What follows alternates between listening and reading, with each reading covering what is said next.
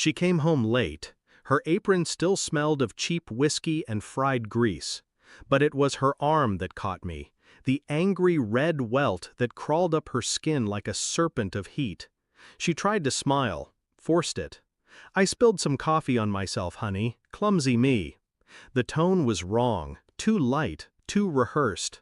When she went to shower, I stared at the welt again in my mind. Not a spill. The edges were jagged, like force, like violence. I called her boss, the restaurant owner. He didn't hesitate. He didn't stutter. He sneered. I shoved her. She was too slow. "You got a problem with that?" The line hummed in my ear. My knuckles turned white on the receiver. But my voice remained calm. "No, no problem." I hung up. Inside me, something quiet shattered. One call. That's all it took. And then I waited. Morning came. The sky was pale and empty. She sat across from me at breakfast, sleeve tugged down, hiding the mark. She laughed at something on her phone, pretended everything was normal. But I couldn't stop replaying his voice. That sneer, that challenge. I shoved her. The words poisoned every bite of food. They weren't just an admission, they were ownership. He wasn't confessing, he was boasting. He wanted me to react, wanted me to step into his world and swing until he had reason to destroy me. I didn't give him that. I gave him silence. But inside, I kept asking myself, why did she lie to me? Why protect him? Why wear that fake smile when her arm screamed the truth?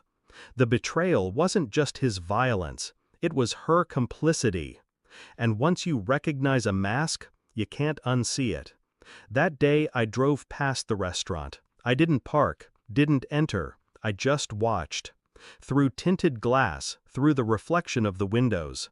She wasn't clumsy, she wasn't late, she wasn't tired, she was covering. The way he brushed past her, close, too close. The way his hand lingered on her lower back when he thought no one noticed. The way she didn't flinch, didn't resist. Not a victim, not entirely, something else. I kept my face calm when she came home that night, kissed her cheek, asked about her day, listened to the lies she stacked on top of each other like poker chips. Every night I listened, and every night I collected. Phone records, credit card receipts, late-night texts, hidden withdrawals.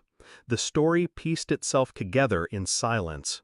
He wasn't just her boss, he was her refuge, her excuse, her secret. And I, husband, provider, father, was just her cover. The evidence arrived on a Wednesday. An envelope slid under my door. Photos, receipts. Her laughter captured in grainy stills with his hand on her arm, his lips too close to hers. I didn't feel rage, I felt clarity. That evening she walked into the kitchen, humming some song as she set her purse down. I slid the envelope across the table. "Open it," I said. She hesitated, her hand trembled. When the photos spilled out, her face went pale. She looked at me, eyes wide, desperate. "It's not what you think."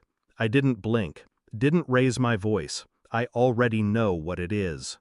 Her lips quivered, her body folded in on itself. She was breaking, unraveling in front of me.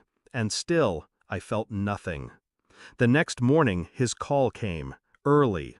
His voice was ragged, panicked. "What did you just do? I lost everything. My accounts, my business, my name. It's all gone." I said nothing. I hung up. Across the table, she sat small, hollow, watching me.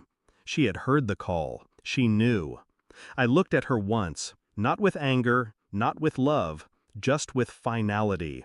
"You chose him," I said quietly. "Now see what that costs." Her face collapsed into her hands. A muffled sob broke the silence. I walked past her without touching her shoulder, without offering comfort. My silence was her sentence. Days later, she still tries, still stares across the table, eyes swollen, lips forming apologies that never reach me. But I am elsewhere. I eat in silence, sleep in silence. move through the house like a shadow that no longer belongs. She lost him, she's losing me. And the irony is cruel. She lied to protect her secret, and I used her silence to end them both. I don't need revenge, not anymore. I already have it. I saw the welt on her arm, and now she wears the welt on her life. Cold, permanent. I stand at the window, watching dawn bleed into the sky, and for the first time, I feel nothing at all.